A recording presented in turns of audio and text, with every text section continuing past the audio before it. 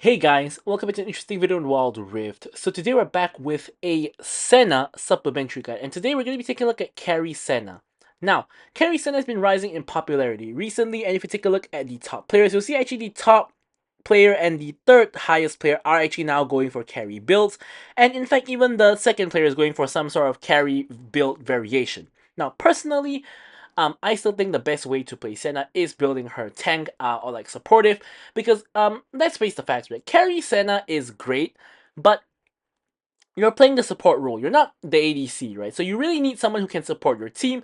And of course, you could say that there are mage supports like Bran or Zyra who kind of have a similar role, but I think that having a real quote unquote real support is better than having a second carry in the support role. But you know that's just me, right? We'll talk a little bit more about that in the gameplay. But let's talk about what items you want to build for carry Senna. So you want to start off with the Spectral Sickle, of course. As carry Senna, you want to be auto attacking your enemies a lot in lane, especially, and Senna is a lane bully, so Sickle is very easy to proc, so you can just go for that one. Then you want to start with Lethality Boots just for the early game Lethality, which will make you hurt a lot more in lane. First item here is going to be Dustblade of Drakthar. Senna's auto attacks are very slow, but they do hit like a truck, so having the extra Dustblade passive just to make your autos hurt even more is really good, especially because in the later stages of the game, what you want to do with Senna is to basically go for like an auto Q auto kind of combo and try to one-shot people. And then next we have Serpent's Fang, once again another lethality item.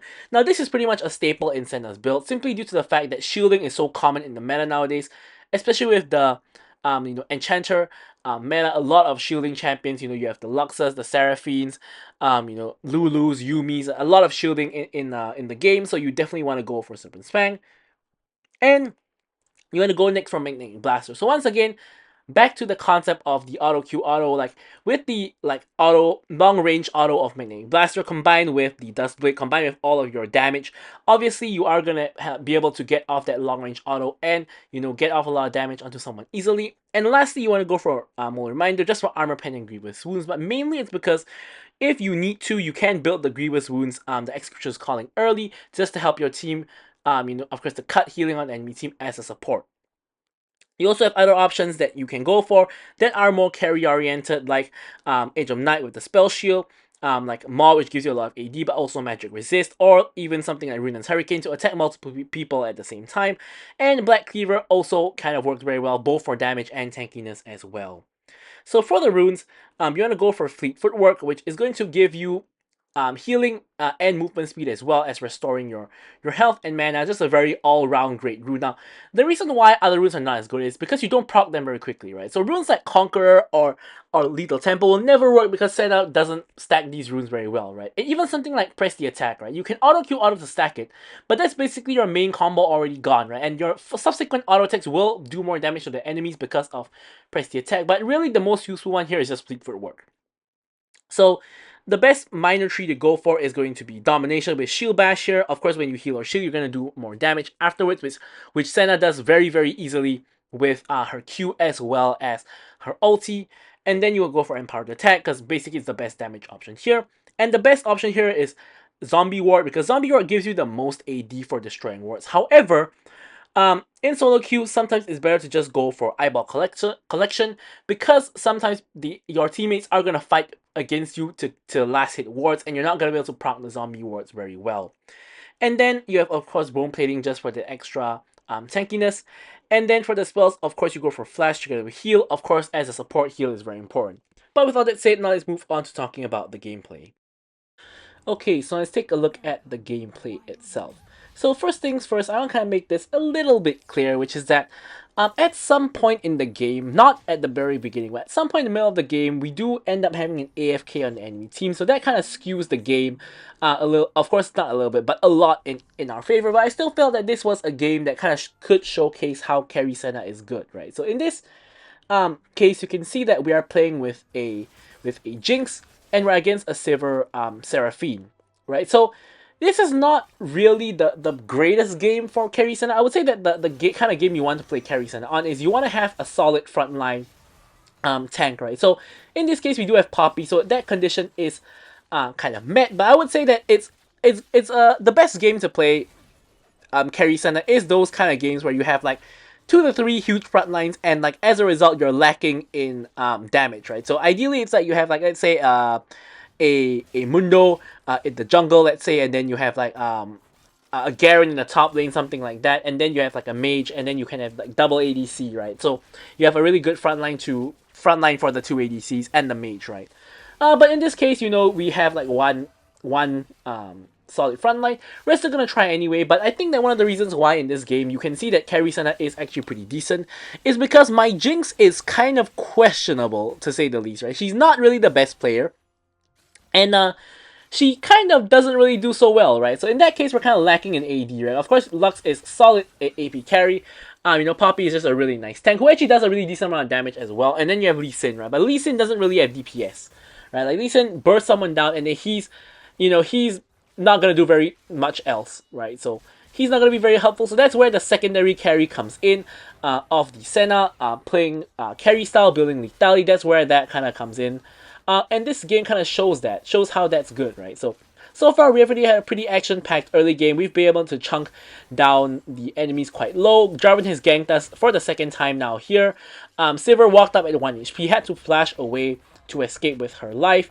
And I tried to flash auto her, but it wasn't fast enough, and she was able to escape. So really action-packed kind of first 2 minutes of the game thus far.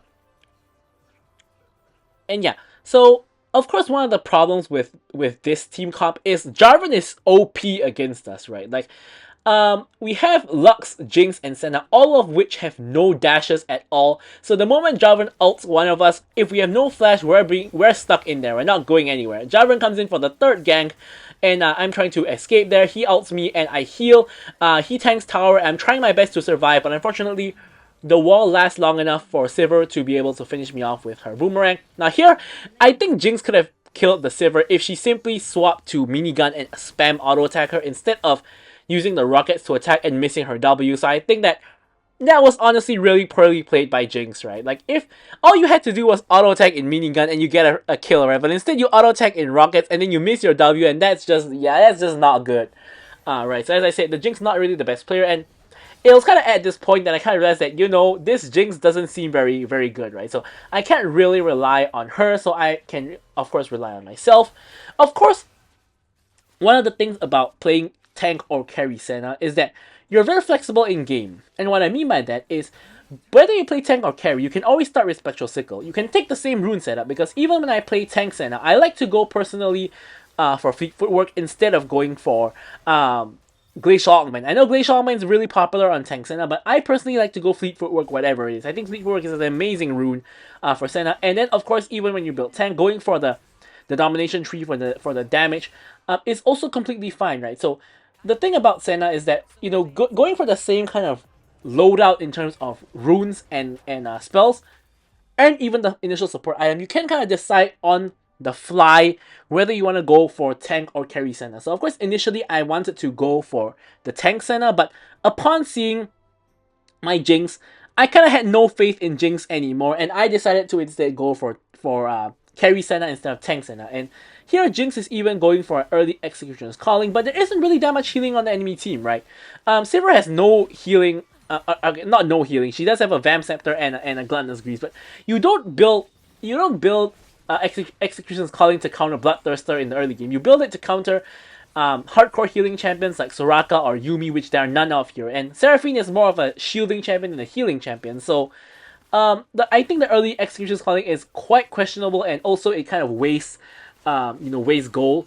Alright, 800 gold is a ton of gold in the early game, and you kind of waste it. Here I get an amazing two-man route from Sivir transporting it to Jinx, and then Sivir walks straight into the traps of Jinx. Jinx is tanking tower for some reason instead of auto-attacking from outside the tower range. So she does get a double kill, but she ends up dying, which honestly is fine, right? It's a positive trait. But look at what she's bought, right? She's bought a Last Whisper. What are you going to do with Last Whisper in the early game? I see Ari coming down, so I'm backing off, but why are you going for Mole Reminder first item? That is one of the worst items you could possibly go for as a Jinx, right? Of course, like something like a magic damage item is probably even worse, but as far as physical damage items goes, this is probably one of, if not the worst item you could go for, right? So that's kind of horrible. Here, I still managed to use my shield to save my Lee Sin's life, allow him to tank a little bit of damage and hop out. So he's going to be just fine. But the situation is getting quite complicated with Jarvan now going in for an engage. Again, Jinx puts down some very nice traps, stops the Jarvan from coming in. Ahri is now flanking from behind. Jarvan survives. Now Jinx is the one that's in trouble, tanking all of Ahri's damage. Jinx does go down, but we're able to use our long range auto to trade the kill onto the Ahri, which is, not too bad. I mean, honestly, at this point, I'm kind of losing faith in the Jinx already. Like, she's not been playing very well, so I'm thinking that probably I'm gonna be the main AD carry in this match. And by AD carry, I don't mean necessarily the ADC role, but I just mean like doing the main AD damage. I'm like 500 gold up on my own Jinx as the support, by the way. So that is not a very good sign. Not a very good sign at all when your support has more gold than you. Right? I haven't been trying to steal her waves or anything like that. In fact, I've been leaving the minions for her for the most part. Like this, I've taken like one minion there and I've left the rest for her. I'm not trying to steal her last hits, nothing like that. So yeah, it's not good that your support is ahead of you in terms of gold.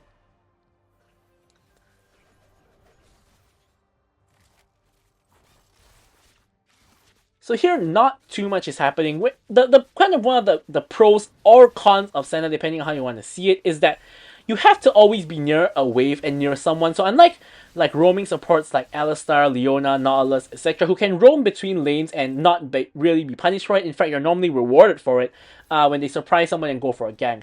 Senna always has to be near minions, right? So you always want to be like either on the mid wave, on the bot wave, or on a wave. And the reason for that is you need minions to die near you so that you can get your souls, right? So you can see here, I'm trying to farm souls. I get 2 souls from this wave in total.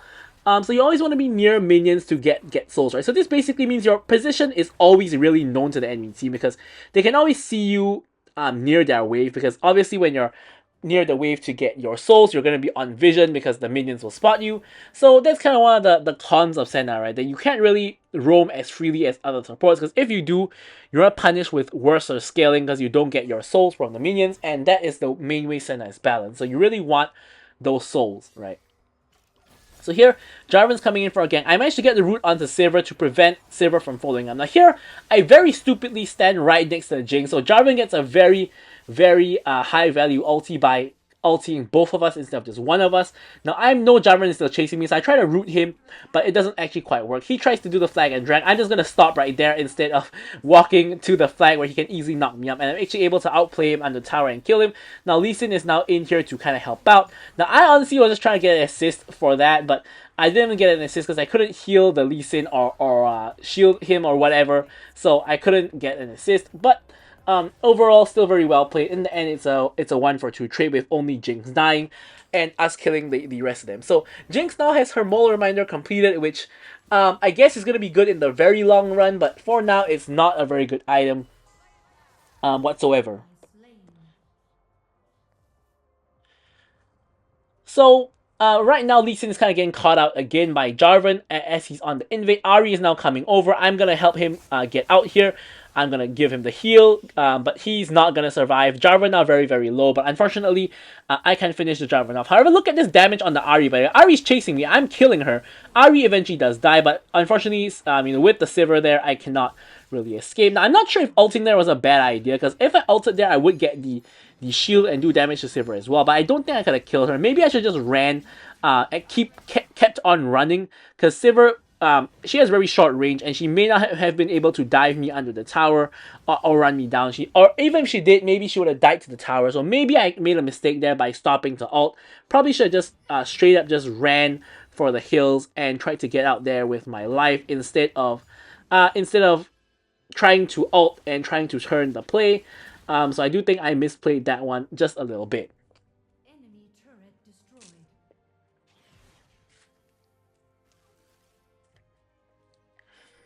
So here, at this point, the Seraphine has already AFK. We haven't seen her in a long while. So an enemy team is now playing 4 versus 5, and I kind of realized it, not at this point, but at a couple of minutes ago, I kind of realized that Seraphine was AFK, and I was like, wait a minute, where is Seraphine? Here, Ahri is running into our entire team. But she is able to escape because she has 3 charges of the ulti. Jarvan now running into our entire team. We can see Garen is split pushing. So this is like a 4v3, right?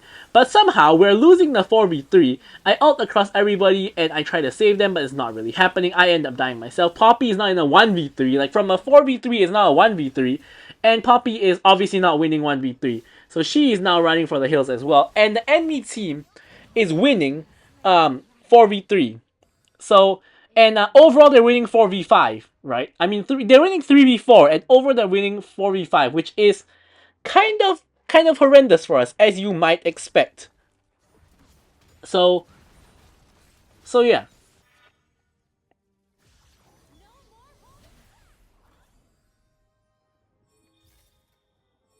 So now we're gonna hit bot to try to defend our tower. And here again, look at all these nice souls that we can get here just by being nearby and and such, right? So here, we just always want to be near a wave to kind of get souls, which is one of the weaknesses of Senna, as I mentioned, but it's also a strength, right? Because you get free scaling just from collecting souls from minions, right? And we're almost close to our Serpent's Fang already. I was trying to get a soul from the chicken, but it wasn't going to happen. Now, one of the things you can also do is if there's no one to take the wave, you can just take the wave yourself, right? There's no real issue with last hitting aside from the fact you're lowering the chance of getting a soul tremendously. But at the end of the day, Senna is still an ADC who makes good use of gold to buy items, right? So it's not criminal to farm minions. It's only criminal to farm minions if you are near a ally, right? You always want your ally to farm the minions, even when you're playing carry Senna. It's just that if there's no one near and you need to clear minions, then you gotta clear the minions, right? You don't want to be just letting the minions die right next to you and going for the souls. You want to just last hit the minions and get the goal, right? So here, I saw Jinx got charmed there. I know she's gonna get one shot. Nothing I can really do to save her. I mean, I guess I could use Summoner Heal and ult, but really it's not worth saving this Jinx, seeing how she has played. So I'm not gonna bother. So here, Ari is super overextended again. Look at that. The auto Q auto nearly one shots her. Poppy gets the wall stun and then takes her out. And Silver ends up going down as well. And now we're all chasing the Garen. Garen is the last man standing on the enemy team, considering that the Seraphine is AFK. And we are able to get a 1-for-4 trade, turning the tide of the game in our favor. Now, this is going to allow us to pick up a Baron, which the enemy team obviously is all dead, so they cannot really stop us from getting the Baron at all. And we also remove the ward there for good measure. Of course, being the support, we got the control ward, and we're able to just remove the vision of the Baron pit. So here, we secure the Baron, we get 2 souls for our efforts. And here, if you're playing with the Senna, don't one-shot the wave before the Senna gets there, please. You really want your Senna to be there to get the souls. Like, you know, this is clearing the wave way too fast. I'm barely getting in range for the souls to actually spawn. And finally, we are able to get the soul. So in this case, you can see that in terms of enchant, I'm actually going for Stasis, which is a really selfish enchant. But as I mentioned, in this game, my Jinx is not doing anything anyway. I'm not going to bother protecting her. I'm just going to try to carry myself. And the way I do that is, of course, just getting an item like the Stasis to survive the Jarvan ult. Like, when Jarvan ults me, if I don't have flash, I'm dead in the water, right? So what I want to do then is to, of course, pop the Stasis and just, buy time for the ult to despawn. Speaking of which, in comes Jarvan. I pop the Stasis. So he is unfortunately just attacking Lux, right? So here, we are just continuing to blast him. He's now really, really low. I go for the W flash combo, root him down, and Lux hits the free root as well. Ari nearly dies, by the way. Let's look at that. And I'm tanking because I actually don't know why I'm tanking. I don't think I had red buff there, but I guess I was in tower range. And here Ari is trolling her. Why is she running after us? Even if Lee Sin didn't show up here, with my range, I could easily have just turned around and autoed her, which is what I did. But Lee Sin, killed her faster than my auto could, could connect, I guess. And here now with the Baron buff, we're trying to push in all of the lanes.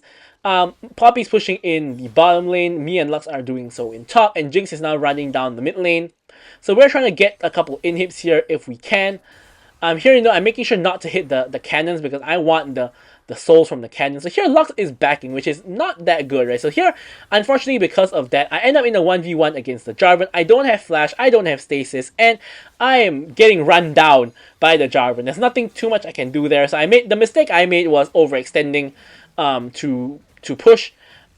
instead of just backing off, right? My team already got one in him, and honestly, I felt that we could have gotten another one. If Lux didn't recall, I think we could have gotten it, or Jarvan at least would not have killed me. So speaking of Jarvan, he's now in trouble.